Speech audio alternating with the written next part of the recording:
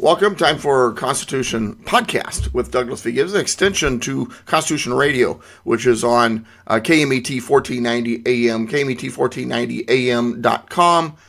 Radio program is going to air 1 o'clock in the afternoon, Saturday, Pacific time. You can listen online once again at KMET1490am.com. We have University of Redlands football. Game's supposed to be over by then. If it goes a little longer, we may start after 1. So if you tune in, there's football. Don't worry. We will start the moment the football game is over. Okay, let's talk about the impeachment hearing. And when Sondland was testifying, I found it fascinating because Congressman Mulvaney was badgering him. He was leading him with questions. It was ridiculous. It was outside the rules. And he said something very fascinating at one point. Mulvaney says to Sondland, well, the president investigated Burisma. If you investigate Burisma, it's the same as investigating the Bidens. We have come to that conclusion. I'm like, no, that'd be like saying, hey, I'm going to investigate Congress, which means I'm investigating you, Mulvaney. No, you may be a part of Congress, but if I'm investigating Congress, I'm not investigating you specifically. I'm investigating the whole. If I want to investigate you, I would name you. And so that was not even right information. But to the Democrats it is. Because to investigate any corruption is to investigate them. He was literally telling us what they were up to. If you investigate the corruption of Burisma, you are investigating the corruption of the Bidens, in his mind. Even though that's not really an accurate statement overall. So it's interesting, though, the whole time this is going on, Mulvaney is badgering and leading Sondland. I'm thinking, where's his lawyer? Why is he saying, hey, you're badgering the witness. You're leading, it's leading questions. And so sitting right next to Sondland is his lawyer. And his lawyer's name is Robert Luskin. Turns out this guy is a big-time Hillary donor. He's a big-time liberal. So I'm thinking, okay, wow. No wonder the lawyer is not coming to the aid of his client. But it was interesting to me because then the leftist media got all excited because Sondland essentially said that it was his belief, his assumption, his presumption that the conversation had quid pro quo in it. But he also said it didn't. But it was based on his presumption. And so the media gets all excited. Oh, he admitted it was quid pro quo. No, he didn't. He said it was a presumption. It was his feeling. There's no evidence. In what world do we accuse people and then convict them without evidence? Well, yeah, but he thought it. How do you know? He never said it to anybody. In fact, he said specifically there was no quid pro quo. Now, later on in the program, I am going to talk about why Trump is looking into Ukraine, why he has done what he has done, because actually it was his job. As President of the United States, what he has done is actually his job, and they're trying to jump on him for doing his job. Serious. So we'll talk about that a little bit later. I want to talk about something else here real quick.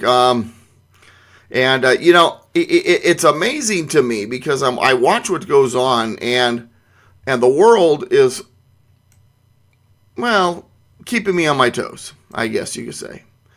And let's put my football up here because we're going to talk about a news story that I really don't want to talk about, but kind of have to because it's in the news. And it's Colin Kaepernick. Colin Kaepernick, the guy who kind of started the kneeling in the NFL. And so he's been in the news, and he's complaining he's a victim. The NFL is not giving him a fair shake. And Stephen A. Smith, sports talker, I think has nailed it. He says the guy wants to be a martyr. That's the whole point. He's doing what he's doing because he wants to be a martyr. He wants to be a victim, and he wants to put out this narrative. So yeah, but Doug, poor guy, he was discriminated against. He was treated poorly, and they're because all because he was standing up for his rights or what he believes, and he protested, and so he thinks America is this suppressing certain groups, and it's oppressive and so on. I'm glad he has a political opinion, but his political opinion has nothing to do with it. What he did as a football player is he accused the NFL, his employer, of being racist. He sued them. He got a settlement, and now he's asking for his job back. Stephen A. Smith was talking about this, and it totally makes sense. Could you, in the world, the public world, have a job, scream and yell at your employer, call him a racist, storm out, sue him, win a settlement from him, and then go back and ask for your job and get it back? Would you get your job back? That's what Kaepernick is doing. He did what he did with the NFL, and now he's saying, hey, by the way, I want to be a quarterback again. I want my job back. You sued the NFL, called them racist, and took a settlement for him, and now you're saying, oh, well, I want to do a workout, which they even set up for him. Why? Because I guess they're trying to save face because they're afraid Black America will be angry with them or something. That's ridiculous. You call your employer racist, you sue your employer, and then you get a settlement off from your employer after that lawsuit. You go back to him and say, I want a job in there. You expect them to hire you? That's ridiculous. It's not going to happen. All right, next news item. Netanyahu, Prime Minister, Israel. And you know, it's funny because I think Netanyahu is getting the... I think he's getting the Trump type of attack against him. What I mean by that is he has been accused, indicted, actually, on corruption charges, including bribery. His response was, and let me read this, Israeli Prime Minister Netanyahu, Benjamin Netanyahu, has rejected his indictment on an array of corruption charges, saying the country is witnessing an attempted coup against him. He claimed that they stem from false accusations and a systematically tainted investigation. The left in Israel is doing to Netanyahu what the left in America is doing to Trump. They held an investigation looking for a crime, thought they found something, and now they're accusing him of those false crimes. Well, we don't think he did anything, or we believe he did something, but we don't know what it is, but we're going to find it. The indictment is on charges of bribery, fraud, and breach of trust in 3 long-running corruption cases. They're doing to him what they're doing to Trump. Why? Because they're dangers to the shadows, to the deep state, to globalism, to the progressive left, to George Soros and people like that. And so if you're a danger, you're going to be attacked. You're going to be investigated. You're going to be unseated. They're doing the same stuff. It's mind-numbing. All right, well, let's get back to Mr. Trump, and more specifically, his dealings with the Ukraine. And let me explain this. The question is, why did Trump do what he's done with Ukraine? There was a delay in aid there for a while. Now, the thing is, he's given more aid to the Ukraine than President Obama did.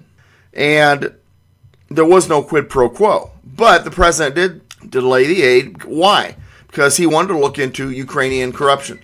The Ukraine has a history of corruption. It also has a history of a relationship with the Democrats. Funny how that works out. And they're now seeking aid. They have, Russia took the Crimea from them. There's problems there. So, as President of the United States, before you give a country aid, don't you want to make sure they fix their corruption? They got rid of the corruption. So you investigate Burisma, you investigate Ukraine, you send your lawyer, Rudy Giuliani, talk to him, make sure, because you don't want to send American dollars to a corrupt government. Right? I mean, that just makes sense. Isn't that the job of the president when it comes to, foreign relations? We don't want to give money to a government that's an enemy or corrupt. He ran on this. He ran on fixing all of this. Trump ran saying, hey, I'm going to get rid of this junk while we're giving aid to enemies. And we're fighting endless wars. And we're, jumping and doing whatever the deep state tells us to. I'm going to clean it all up. And so that's what he's doing. And now they're wanting to impeach him for doing his job. That's why Trump did what he did in Ukraine. When he delayed, because they're talking about him delaying the aid. It wasn't for a quid pro quo. He wasn't like, well, investigate the Bidens because, they're a political enemy. And I want to make sure, that happens. Then I'll give you it. And that's not what was happening. Well, yeah, but he's investigating Burisma. And that's like investigating the Bidens. Well, yes and no. It's a corrupt company with corrupt people. The Bidens just happen to be a part of it. But it needs to be investigated. We don't want to give money to Ukraine until they've straightened up their act. So the president is doing that. And they're saying it's impeachable offense. It's because they're afraid that he might uncover the stone that shows what the Democrats have been up to. Because the Democrats are knee deep in this stuff. Corruption, and so on and so forth. All right, one last story. And, I'm kind of saddened by this because I was proud of Chick-fil-A when they stood firm on issues, especially when it came to the homosexual agenda. But now they're giving in. They're claiming that they are ending relationships with certain organizations such as Salvation Army because of their anti-LGBTQ relationships or rhetoric or whatever. And, the company used to stand with Christians. It was stood firm. That's the reason why they were doing so well when it came to people standing in line so long and stuff, because they stood against that stuff. Well, let me back up. Maybe I'm speaking in a confused manner, and we need to straighten this out. Chick-fil-A has refused in the past to act the way people expect them to act, protesters and all that. The owner had said that he believed that homosexuality is a sin, and so they freaked out. What resulted was Chick-fil-A grew. Chick-fil-A product, they brought in more people. There was lines at each Chick-fil-A, and because people were glad that someone was finally standing up to this tyranny. So, Doug, homosexual, what are you talking about, tyranny? I did a video a while back called Compelled Behavior. If you go to my Constitution study page, you can probably find it, called Compelled Behavior. And what I basically say in that video is this. As an individual, personally, I believe homosexuality is bad behavior. It's a sin. I'm a Christian. I also had negative run-ins with that community when I was a child. I'm going to say that without having to go into details. So my early history around that community is negative. Anyway, I've seen what they can be, how brutal they can be, how horrible they can be. But you know what? I live in a land of liberty. United States of America. The land of the free. So if you want to be gay, be gay. I'll say I disagree with it. That does not mean I hate you. That does not mean that the government should shut me up, or that YouTube or Google or anybody else should shut me down. That's just my opinion. I ain't going to force it on you. I'm not going to go, sue you and use the courts to force you not to be gay. Be gay. You're in America. It's a land of liberty. What you do in your bedroom or what you do in your relationships, that's your business. Even though I disagree with it. My problem, while I disagree with the behavior, is not you being gay.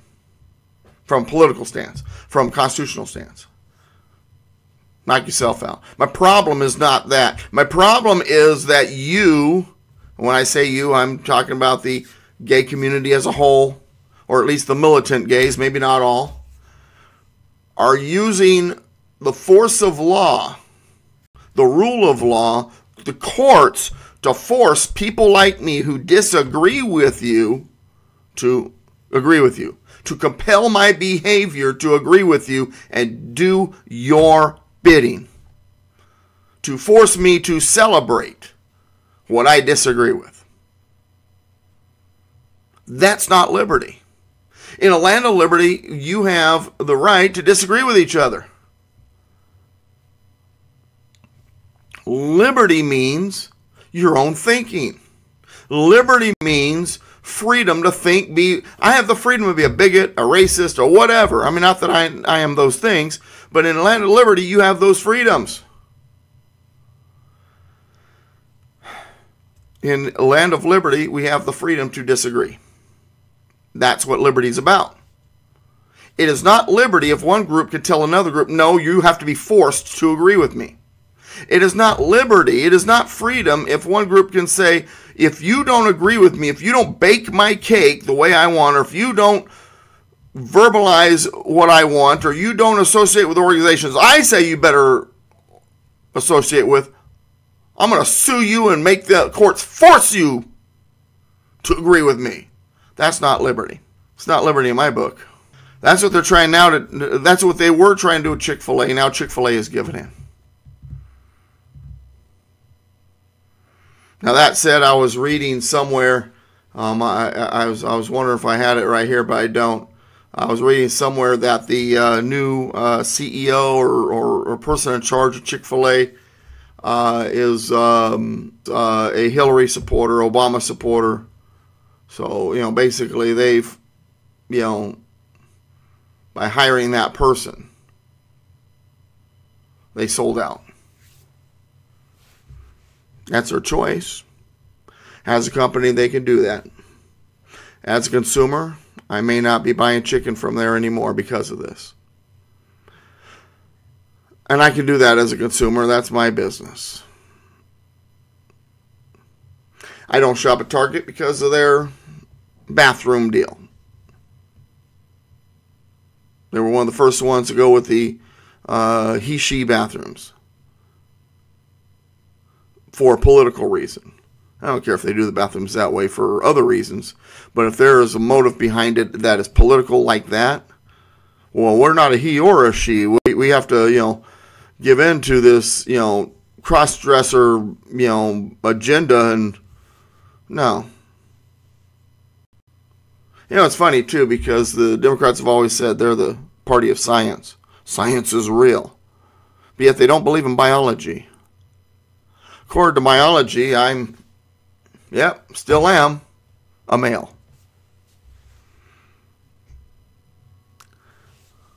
There are males, there are females. Homosexuality is unnatural. Go for it if you want to do it, but don't use the law to force it on me. Be gay. I don't care. I don't hate you for it. Probably not going to spend a lot of time hanging out with you. We have different interests. I'm not going to use the law to try to shut you up, just like you shouldn't be using the law to try to shut me up. But that's the problem. It's compelled behavior. And I bet you if any lefties are watching this video, YouTube, and everybody else is going to want to shut it down. Oh, because he's a hater. No, I'm not a hater. I don't hate anybody.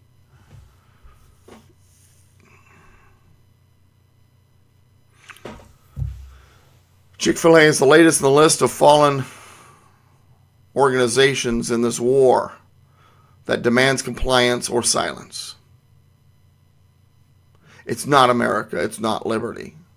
What the gay agenda is doing, what the militant homosexuals are doing, is not liberty. For them to use the force of law to try to compel me into a behavior that is acceptable to them, that's not liberty. All right, we'll see you next time I decide to do one of these episodes. I'm going to try to do one every few days.